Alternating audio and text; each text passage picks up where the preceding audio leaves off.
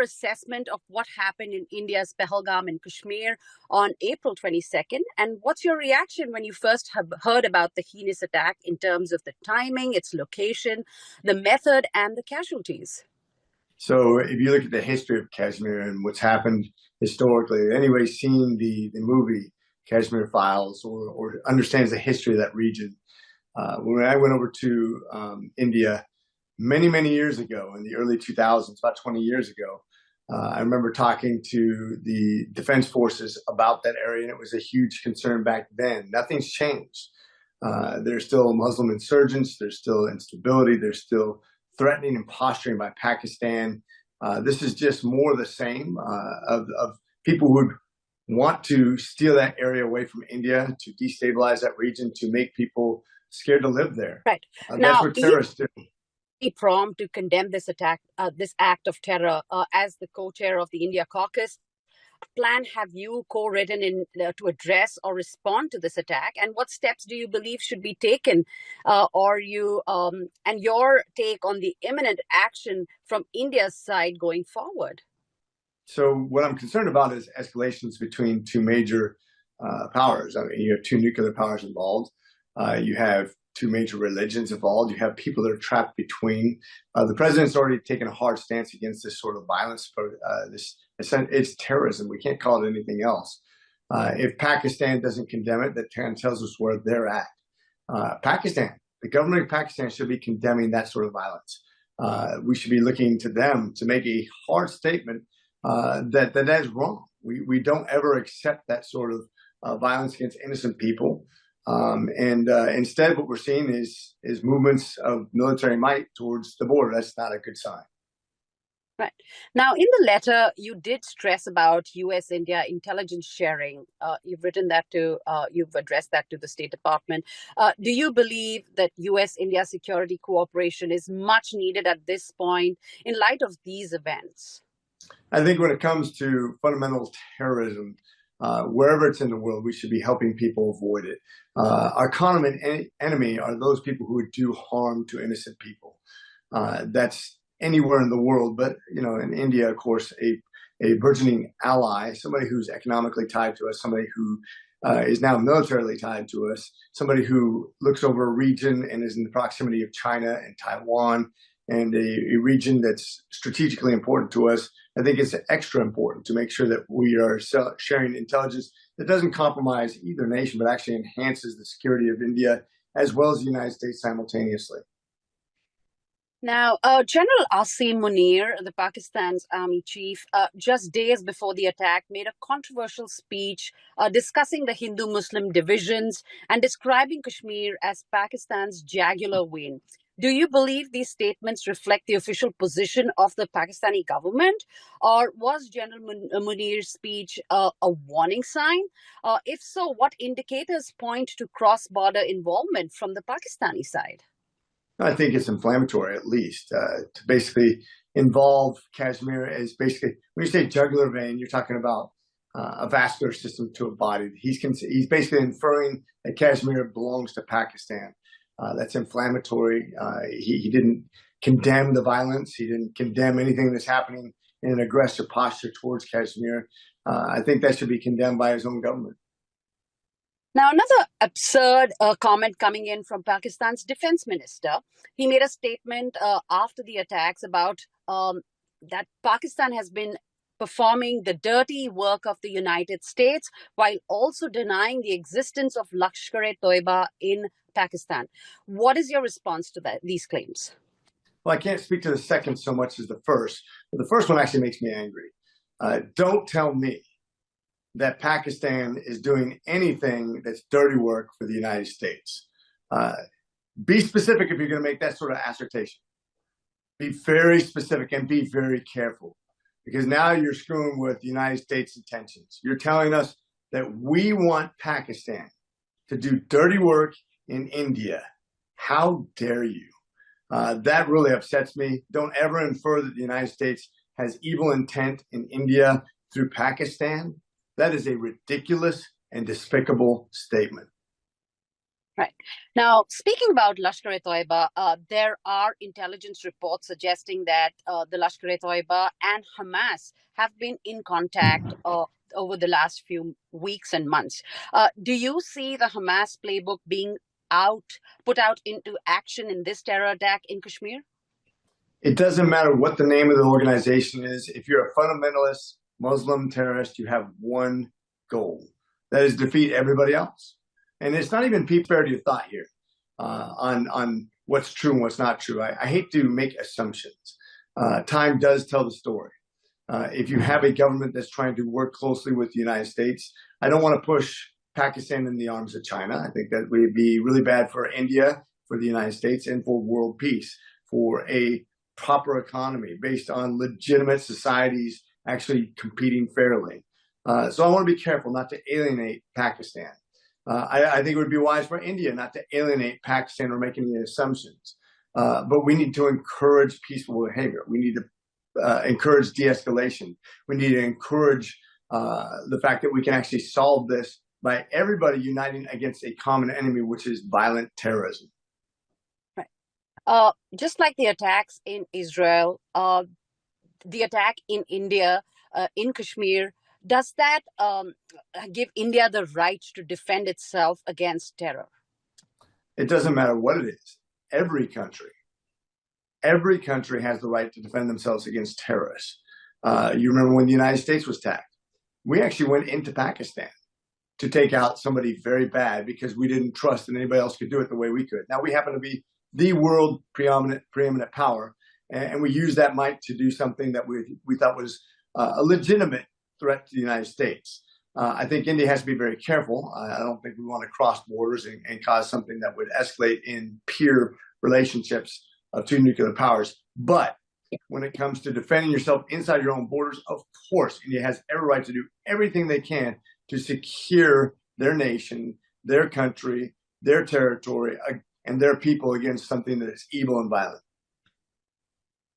World leaders, including President Trump, was one of the first to condemn these attacks. How do you think President Trump should balance relationships with both Pakistan and India, given the ongoing tensions between the two nuclear powers? I think, first of all, he says, and this is just my assumption, is he's talking to Pakistan and their leaders. And realize we have a lot going on here in the United States right now, where our budget is far from done. We have a lot of division inside and outside of our parties. We have a lot to get done, so he's pretty busy. But I'm sure he's in contact with both leaders. I know he's very close to Prime Minister Modi, and I know he has a good relationship with Pakistan's leaders. And I think when he reaches out, he should be encouraging peaceful thought, not escalation. He should be talking about everybody condemning terrorism, which he did himself. And I think this gives Pakistan the ability right now to, instead of escalating and rattling their saber and blaming things on the United States, it gives them the opportunity to say, no, we too stand against terrorism. We don't believe in that. And that's their opportunity to define themselves as a nation. What do they stand for? And by the way, that will also tell the tale whether they're more scared about terrorists inside their own countries and destabilization of their own country rather than actually standing up against something that's evil. Right. You talked about the opportunity that Pakistan has. Over the years, have you ever felt that Pakistan has taken concrete steps to prevent terrorist activities in the region while maintaining productive relationships with regional governments? Have you seen that happen ever? I have, well, at least in rhetoric. I don't know about the fine-tuning of what they actually accomplished, but I've talked to their ambassador, and the verbiage seems to be good. In other words, what they've tried to accomplish and how they've tried to root out some of the terrorist organizations in their own country. And by the way, they're not immune to their own terrorists. They're not immune to Muslim fundamentalism. They're not immune to destabilization from terrorists within their own country. And realize they have some tribal areas that are very difficult to penetrate. They're insulated by several layers of tradition and history. So they have their own issues to deal with. So I don't want to demonize the entire country. I don't want to demonize the entire people. There are peaceful people that live there, people who want to live in harmony with others. But there's also some very violent people. When it comes to the current government and their history of recent jailings of former leaders. They have some issues they need to deal with, but they're trying to work through those things. I want to give them the benefit of the doubt. Like I said, it doesn't help us to push them in the arms of China or Russia in an effort to divide. I think we need to continue to bring them to the table so we can solve some real problems. Right. Do you believe that there will be some progress from the U.S. diplomatic efforts to reduce tensions between Pakistan and India? And you did talk about your meetings with the ambassador here in people outside of your faith. It's people inside your faith, to subdue them, to make sure that your sect of violent Muslim faith rules over other sects of their own faith. This is the problem with that fundamentalist terrorist organization. It doesn't matter if it's Hezbollah, Hamas, the Houthis, it doesn't matter who it is. It's always violence, and they always pick on the most innocent people. They are not people who are good. They don't have a good cause. They think they're godly people. They are evil people. They are serving an evil cause.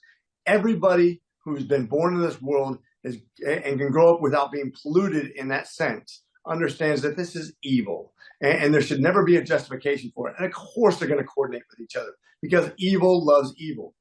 Birds of a feather flock together, and these people are all evil. Right.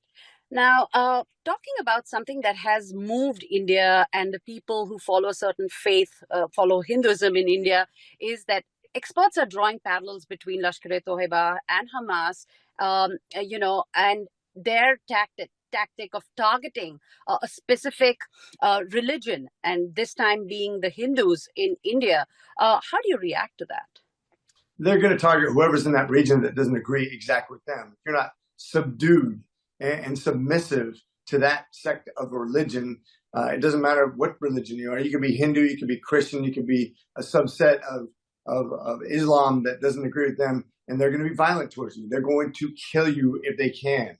They're going to chase you out if they can. We've seen the same playbook in Africa, in India, and all over the world, wherever they can go, where they can propagate their hateful and dominant message. They're going to do that. And they're going to coordinate with whoever will give them arms. And this is why I say Iran is a major problem, because they harbor the worst of them, and they supply weapons to these folks. Iran is an evil regime that wants to undermine all legitimate governments unless you agree with their subset of Muslim identity. And this is the big problem we face, is that these people are well-funded and well-armed and well-organized, and it starts with basically a theocracy that hates all others. Now, you've seen South Asia for years and decades now. How do you view the regional implications of this attack? What happens next? That's the question. What happens next? That will affect how I view this, because Pakistan has a big choice to make. Are they going to mass their troops to the border and pretend like it's somehow India's fault for reacting to a terrorist attack? Or are they going to say, that should have never happened? How can we help? That will tell us exactly where they're coming from, what their intentions are, what kind of country they are, and how they define themselves going forward. Do you want to be associated with a terrorist cell, or do you want to be associated with a legitimate government that's looking for peaceful solutions between two nuclear powers? Now, could this attack's timing relate to Pakistan's recent removal from the FATF grey list? Do you see any, any paths crossing here? I'm not sure. I really don't have the inner working of that, and I'm not affiliated with that, so I don't want to comment on something outside of my own purview. But the more they support something that's illegitimate, something that's violent, the tougher it's going to be on them internationally. Is Pakistan using this incident to deflect from, its numerous domestic problems, whether it's the economy, whether it's the disasters there? Are they trying to derail from the actual issues that are in Pakistan? I wouldn't doubt it. I mean, it's hard to say. I hope the government's trying to do a lot of good things, and I try to give people the benefit of the doubt, but time will tell. If you're focused on something that India is doing in reaction to something that was very harmful and violent in their own borders, instead of focusing on the things that they need to correct and their own legitimacy, then that will tell the story. My hope is that they'll get this messaging straight, and that they'll come clean, and they'll make sure that they are on the side of righteousness and defending the innocent and on defined borders and working things out peacefully. But yes, of course, if you're having problems, governments always try to tend to deflect because that's what governments do. Let's just take you back in time where after Osama bin Laden was found in Pakistan and now this attack, is India's neighbor really returning to its terrorism epicenter reputation, which it has been, doing for so many years now? I hope not. I've talked to their ambassador. I've talked to people who are refugees from there, and I will tell you that there's a huge in the United States, the Pakistani ambassador, could you just talk about what he had to say after this event happened? Sure. First of all, we wrote the letter to the Secretary Rubio, and I do believe he's going to be involved in this peace process. That he will be leveraging the United States' position both economically and militarily to solve some real problems, and hopefully we'll be peace brokers in that region. When it comes to the ambassador, what they inferred to me, and this was prior to this, of course. As a matter of fact, it was prior to being sworn in this time around, before President Trump was even the president. He talked about what kind of steps they've taken to de-escalate tensions and what they've done to de-escalate, even inside their own country, some of the radical Muslim terrorists and how they've tried to crack down on that. It is a challenging thing for them because some people, whenever you start to crack down on that, of course, you're going to have people who get angry about it because they're going to think that you're actually turning on your own religion. So they have to be very careful and tread that lightly, but at the same time, they have to take a hard stance against anybody who would do harm to innocent people. And they seem to say the right thing. So I'm hoping that over time they'll get a better control of that sort of those sort of cells that exist in Pakistan historically. I hope they'll do a good job working with the United States, who traditionally we had a pretty good working relationship with them, but they've had a lot of leadership turnover, and time will tell where they're going to go with this. And I think if they start going the wrong way, I think that's when the Secretary of State should really lean on them to do the right things to correct course. All right, your closing remarks. I think it's really, everybody understands why I'm involved in the India Caucus, why I'm co-chair, why India is so important to us as a rising power. In the near future, they'll be the third largest economy in the world, and they'll be growing faster than any other of the large countries in the nation when it comes to an economy.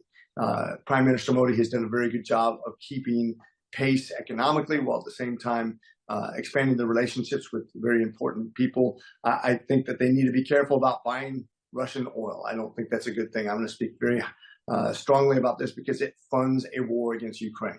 Plain and simple. I'm not going to thank you for that. I'm going to condemn that. I'm going to condemn Europe for buying the oil back. But by and large, we need a strong relationship with Prime Minister Modi, with India, with his people. We have a large Indian constituency that's very successful in the United States, which is only going to continue to grow. As you know, we have 14% Indian diaspora in my district. My son is now engaged to somebody from the diaspora, and really excited to carry on those relationships that I think is going to be essential to stabilizing that region, to Taiwan, to Pakistan, to China. India is 1.47 billion people that will have extreme economic impact on that region, will affect the future technologies, our space exploration, our military expansion, all the things we need to do to keep peace through strength in that region. So I continue to push for those things that make sense, not to ramp up the rhetoric, but to actually ramp up great relationships that benefit all of us into the future.